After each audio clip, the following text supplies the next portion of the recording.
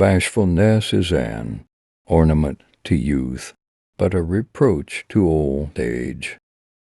Perfect friendship is the friendship of men who are good and alike in excellence, for these wish well alike to each other qua good, and they are good in themselves. Our judgments, when we are pleased and friendly, are not the same as when we are pained and hostile. Homer has taught all other poets the art of telling lies skillfully. Temperance is a mean with regard to pleasures. Man is by nature a political animal. Therefore the good of man must be the end of the science of politics.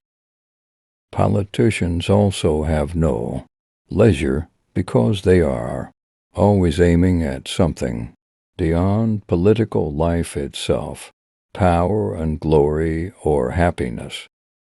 Rhetoric may be defined as the faculty of observing, in any given case, the available means of persuasion. This is not a function of any other art. A constitution is the arrangement of magistracies in a state. Those who excel in virtue have the best right of all to rebel, but then they are, of all men, the least inclined to do so. Most people would rather give than get affection. Men are swayed more by fear than by reverence.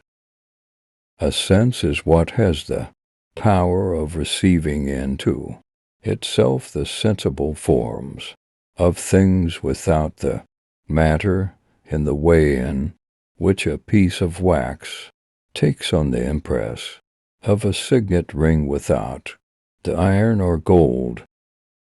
What the statesman is most anxious to produce is a certain moral character in his fellow citizens, namely, a disposition to virtue and the performance of virtuous actions.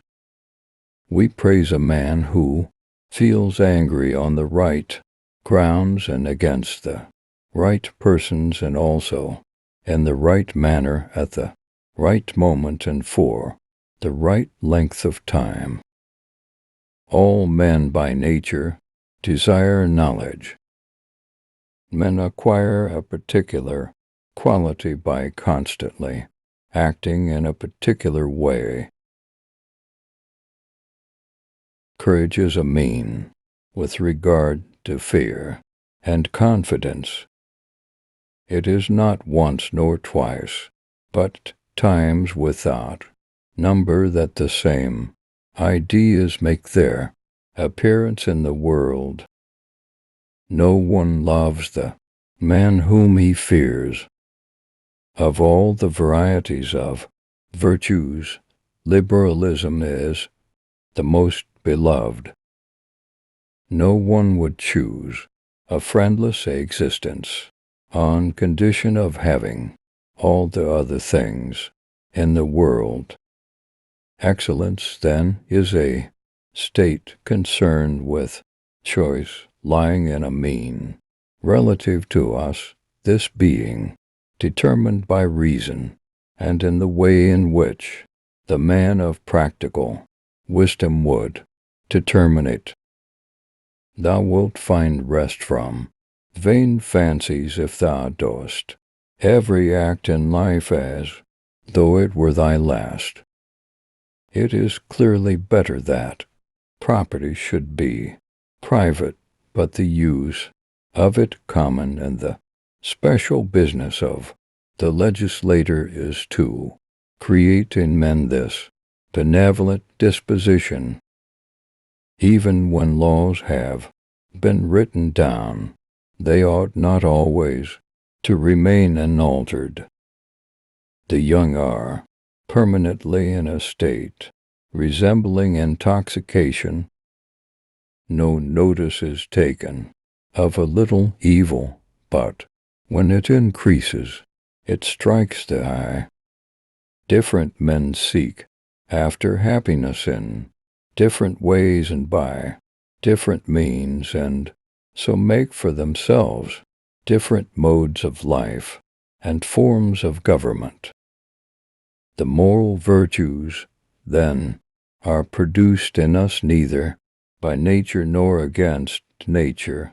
Nature, indeed, prepares in us the ground for their reception, but their complete formation is the product of habit. The generality of men are naturally apt to be swayed by fear rather than reverence, and to refrain from evil rather because of the punishment that it brings than because of its own foulness. For though we love both the truth and our friends, piety requires us to honor the truth first,